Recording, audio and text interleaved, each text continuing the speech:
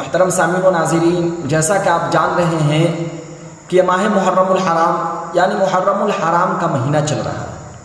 اس مہینے کی بھی بڑی فضیلت اور عظمت ہے۔ یہ مہینہ بھی فضیلت، عظمت اور برکت والا مہینہ ہے۔ چنانچہ نبی علیہ الصلوۃ والسلام کا ارشاد ہے کہ کانا عاشورا یصام قبل رمضان فلما نزل رمضان من شاء صام ومن شاء افطر، کہ یہ محرم الحرام اور عاشورہ کے روزے، 10ویں محرم کے روزے رمضان المبارک کے نازل ہونے سے پہلے، رمضان المبارک کے روزے نافذ ہونے سے پہلے اسی 10ویں محرم کے روزے کو رکھا جاتا تھا۔ جب رمضان المبارک کا حکم نازل ہوا اور اللہ تبارک و تعالیٰ کی طرف سے اس کو رکھنے کا حکم ہوا، تو پھر جسے جی چاہا روزہ رکھا اور جس کا جی چاہا روزہ نہ رکھا افطار کر دیا۔ من شاء صام ومن شاء افطر، جس نے چاہا روزہ رکھا اور جس نے چاہا افطار کیا، یعنی روزہ نہ رکھا۔ اس سے بھی اس مہینے کی فضیلت سمجھ میں آتی ہے کہ رمضان المبارک سے پہلے اسی کے روزے رکھے جاتے تھے۔ رمضان جو فضیلت، عظمت اور برکت والا مہینہ ہے، اس مہینے کے نازل ہونے سے پہلے اسی مہینے کے روزے رکھے جاتے تھے۔ اس سے بھی بات سمجھ میں آتی ہے کہ یہ مہینہ بھی بڑی فضیلت والا مہینہ ہے۔ اس طریقے سے نبی صلی اللہ علیہ وسلم نے فرمایا افضل الصیام بعد رمضان شہر اللہ المحرم، کہ یہ رمضان المبارک کے روزے کے بعد اگر کوئی روزہ ایسا ہے، کسی مہینے کا روزہ ایسا ہے جو بہت ہی زیادہ ثواب رکھتا ہو، تو وہ 10ویں محرم کا روزہ ہے۔ افضل الصیام بعد رمضان شہر اللہ المحرم، اس محرم کے روزے ہیں جو رمضان المبارک کے روزوں کے بعد بہت ہی ثواب کا جو ہے نا حامل ہے۔ اس طریقے سے نبی صلی اللہ علیہ وسلم نے فرمایا سیام یوم عاشورا احتسب علی اللہ ان یکفر سنۃ التی قبلہ، کہ 10ویں محرم کا روزہ رکھنا، یوم عاشورہ کا روزہ رکھنا، کہ اس سے میں اللہ کی ذات سے امید کرتا ہوں کہ جو شخص 10ویں محرم کا روزہ رکھے گا تو اللہ تبارک و تعالی اس کے اگلے اور پچھلے 1 سال کے گناہ کو معاف کر دے گا۔ ایک حدیث میں ان یکفر سنۃ التی قبلہ ہے اور دوسری روایت میں بعدہ بھی ہے، یعنی 1 سال کے اگلے اور 1 سال کے پچھلے گناہ کے معاف کر دے گا۔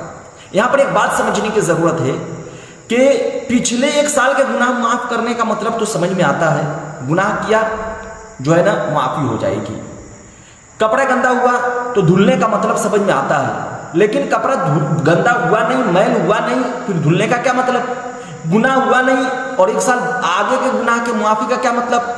اس کا مطلب یہ ہے کہ اللہ تبارک و تعالیٰ آپ کو گناہوں سے بچنے کی توفیق دے دے گا، جس سے آپ گناہوں سے بچے رہیں گے، اور جب گناہ سے بچے رہیں گے تو گناہ ہوگا ہی نہیں۔ تو گناہ نہیں ہوگا تو ایسا ہی ہوا جیسے کہ آپ کی معافی ہو گئی۔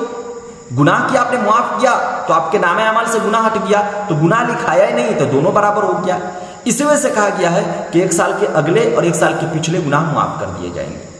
اس طریقے سے اس مہینے کے بارے میں نبی صلی اللہ علیہ وسلم نے فرمایا کہ من وسع علی عیالہ یوم عاشورہ وسع اللہ سائر سنتہ، کہ جو شخص فی النفقۃ من وسع علی عیالہ فی النفقۃ یوم عاشورہ وسع اللہ سائر سنتہ، کہ جو شخص اس مہینے کے اندر 10ویں محرم کو، محرم کی 10 تاریخ کو اپنے اہل و عیال پر خوب خرچ کرتا ہے، اچھا سے اچھا کھاتا پیتا ہے، اچھا خرچ کرتا ہے، کھلاتا پلاتا ہے، تو اللہ تبارک و تعالی اسے سال بھر جو ہے نا خوب فراوانی عطا فرمائے گا۔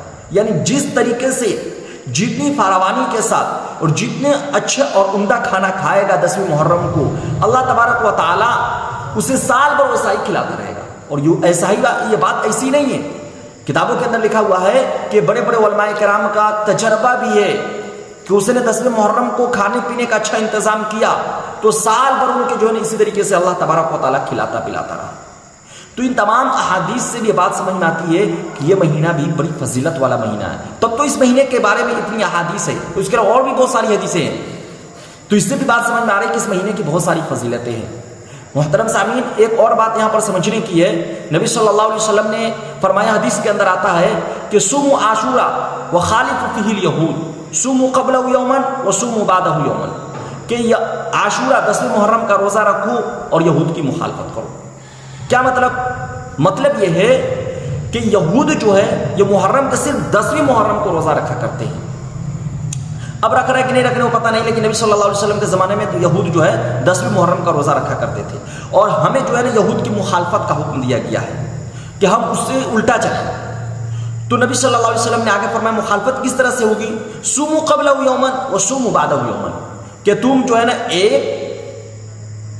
ایک دن پہلے کا روزہ رکھ لو یا ایک دن بعد کا روزہ رکھ لو. یعنی 10ویں محرم کا تو روزہ رکھنا ہی ہے، اب اس کے ساتھ 9ویں محرم کا اور محرم کی 9 تاریخ کو رکھ لو یا محرم کی 11 تاریخ کو رکھ لو. تو 10ویں محرم سے پہلے ایک دن رکھ لو یا بعد میں ایک دن رکھ لو. اس طرح سے 2 روزے ہو جائیں گے اور یہود کی مخالفت ہو جائے گی.